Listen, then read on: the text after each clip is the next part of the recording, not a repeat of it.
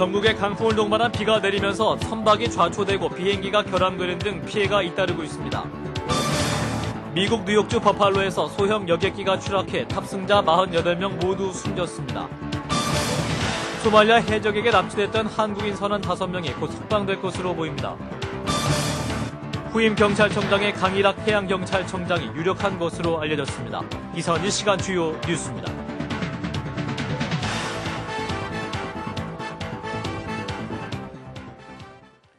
시청자 여러분 안녕하십니까?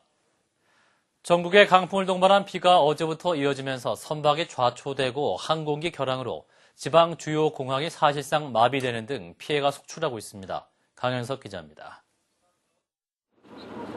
극심한 가뭄을 달래주는 고마운 단비가 전국에 내렸습니다. 하지만 강한 바람이 불면서 피해가 속출했습니다. 강풍경보로 뱃길과 바닷길이 막힌 제주는 말 그대로 고립된 섬이 된 상태입니다. 제주공항에는 변칙적인 돌풍이 부는 윈드시어 경보까지 내려 모두 112편의 항공편이 결항됐습니다. 부산 김해공항도 강풍으로 지금까지 국내선 항공기 70편이 부덕이 결항되는 등 사실상 마비 상태에 빠졌습니다. 또 인천과 목포 등을 잇는 6개 항로의 여객선 운항도 전면 중단됐습니다. 높은 파도로 선박들의 피해도 이어져 오늘 오전 부산 남해항에서 정박 중이던 4,100톤급 시멘트 운반선이 좌초되는 등 모두 3척의 배가 좌초되거나 강풍에 떠내려갔습니다. 이 비는 오늘 밤부터 서울 경기를 중심으로 차차 개일 것으로 예상이 됩니다. 하지만 해안 지방을 중심으로 강한 바람과 돌풍이 예상되기 때문에 시설물 관리 등 각별한 주의가 필요합니다. 이 같은 강풍과 비를 동반한 궂은 날씨는 오늘 밤 늦게까지 계속되다 서울과 경기 지방을 중심으로 차차 개일 것으로 전망됩니다. CBS 뉴스 강현석입니다. 미국 뉴욕 북부 주택가에 소형 여객기가 추락해서 탑승자 48명과 주민 1명 등 49명이 숨졌습니다. 양승진 기자입니다. 우리 시각으로 오늘날 12시 20분쯤 소형 여객기가 미국 뉴욕주 북부 버팔로 지역 주택가에 추락해 탑승자 48명과 주민 1명 등 49명이 숨졌습니다. 사고 비행기는 콜건 항공 3407편으로 뉴저지주 뉴요크 공항에서 출발해 뉴욕주 버팔로 나이아가라 공항으로 가던 중이었습니다. To tell you the truth, I heard my mother make a noise on the phone that I've never heard before. So not good. Not good. And the next thing you know, we heard it crash. So we looked out the window and there's bright lights. So we decided to run down here.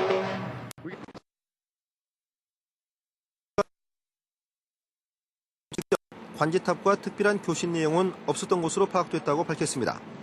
사고 당시에는 눈이 약간 내렸고 시속 27km의 바람이 불었지만 기상 상태가 사고와 연관이 있는지는 아직 확인되지 않았습니다. 추락과 함께 사고 현장에는 거센 불길이 솟구쳐 소방당국이 긴급 출동했고 인근 지역 12가구 주민들이 만일의 사태에 대비해 긴급 대피했습니다. 이번 사고와 관련해 한국인 피해가 있는지 여부는 아직 확인되지 않고 있습니다. CBS 뉴스 양순일입니다. 소말리아 해상에서 지난해 11월 해적에게 납치됐던 화물선 캠스타 비너스호의 한국인 선원 5명이 곧 석방될 것으로 보입니다.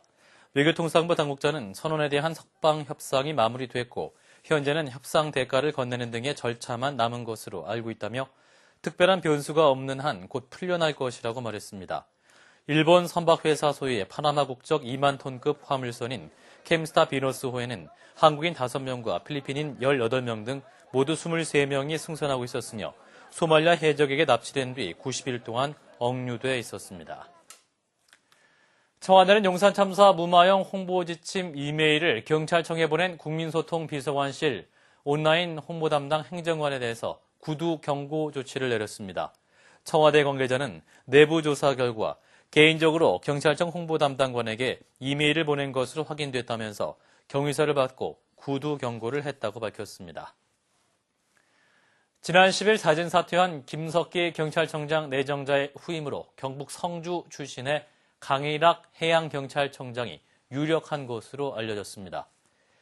정부는 이르면 모레 경찰위원회를 소집해서 강일학 해양경찰청장을 경찰청장에 내정할 것으로 알려졌습니다.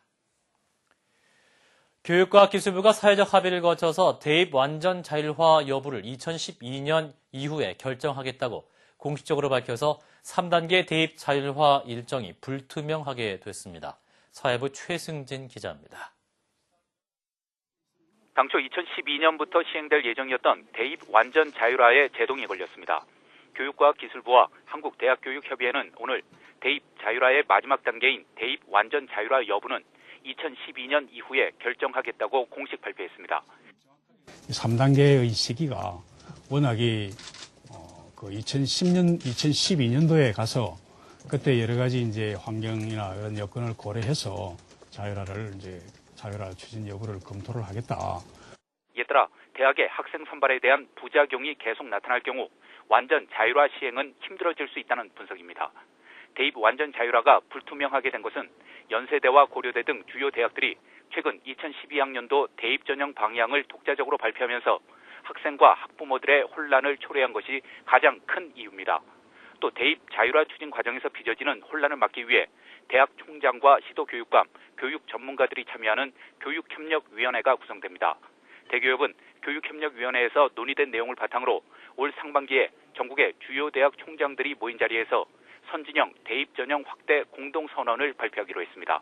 교육과학기술부에서 CBS 뉴스 최승진입니다.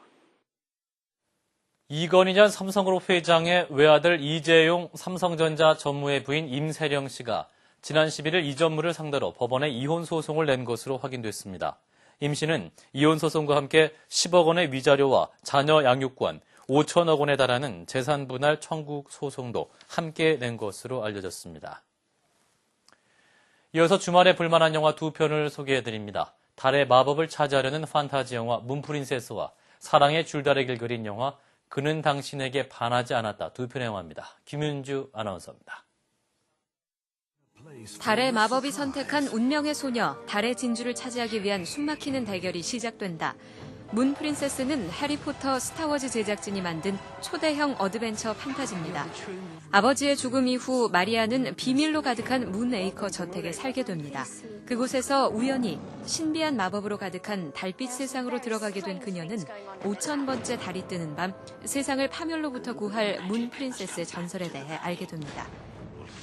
그리고 마침내 예언의 5,000번째 달이 뜨는 밤이 찾아오고 마리아는 세상의 멸망을 막기 위해선 달의 진주를 찾아야 한다는 것을 알게 됩니다. She's a lot more relaxed. So it's like she's become the person that she wanted to be. 과연 그녀는 블랙맨들의 추적을 피해 무사히 달의 진주를 찾아낼 수 있을까요? 문 프린세스, 문 에이커의 비밀입니다. 남자들의 마음 더 이상 헷갈리지 말 것. 그는 당신에게 반하지 않았다는 완벽한 사랑을 꿈꾸는 여자들과 좀처럼 속내를 알 수 없는 남자들의 흥미진진한 사랑 이야기를 그린 코미디입니다. 평생 나만 사랑한다고 말하면서도 결혼은 싫다는 동거 7년차 남자. 사랑한다면서 프로포즈는 안 하고 그러면서 동거는 왜 하는 거지? 소개팅으로 만난 그 사람, 매너도 좋고 가벼운 포옹까지 나누며 기분 좋게 헤어졌는데 이 사람 전화를 하지 않는다.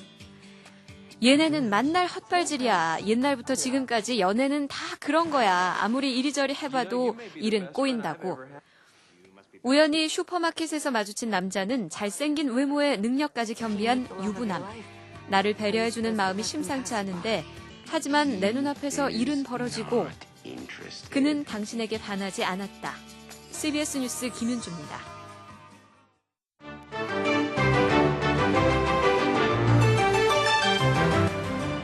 지금까지 6,000개가 넘는 인공위성을 우주로 쏘아 올렸습니다.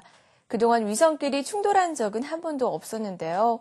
미국의 통신위성이 러시아의 폐기된 위성과 충돌하는 사고가 발생했고 이 수백 개의 파편이 우주 공간에 퍼져나갔습니다.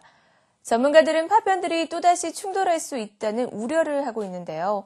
러시아 모스크바에 위치한 러시아 연방 우주국으로 한번 가봅니다. 미국과 러시아의 인공위성이 우주에서 충돌하는 사고가 발생했습니다. 우주에서 인공위성 두 개가 충돌한 건 이번이 처음 있는 일입니다.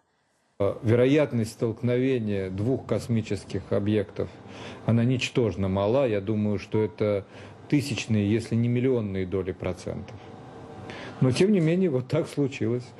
미국 나사와 러시아 연방 우주국은 또 다른 피해는 없을 거라고 밝혔는데요. 전문가들은 우주인이 머물고 있는 국제우주정거장과 우주에서 관측 활동을 하고 있는 허블 망원경의 피해도 우려하고 있습니다. 미국에서는 링컨 탄생 200주년을 맞아서 추모 열기가 뜨겁습니다. 워싱턴 DC에서는 오바마 대통령이 미국 16대 대통령 링컨의 200주년 기념식에 참석했습니다.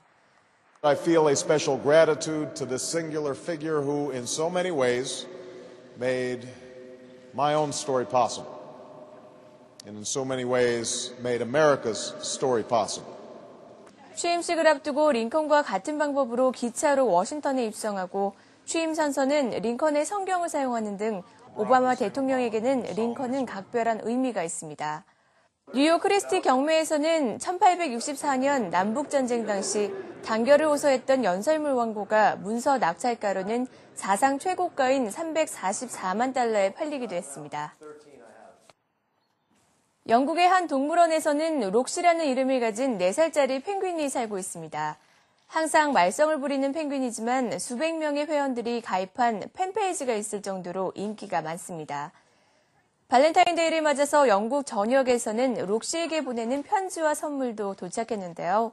인기 펭귄이지만 동물원 관계자들은 록시가 하루빨리 짝짓기를 하길 바란다고 합니다. 지금까지 박주연이었습니다.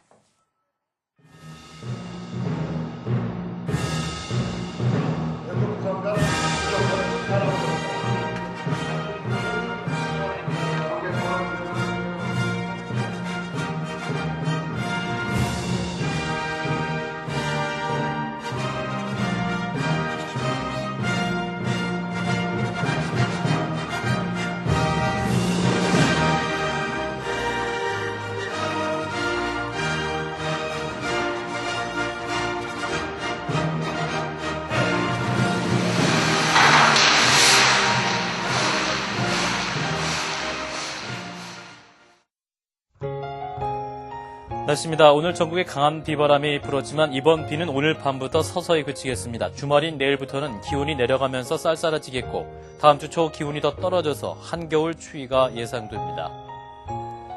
내일 아침 최저기온은 영하 2도에서 영상 9도, 낮 최고기온은 7도에서 17도가 되겠습니다. 서울의 현재 기온은 영상 5.5도입니다.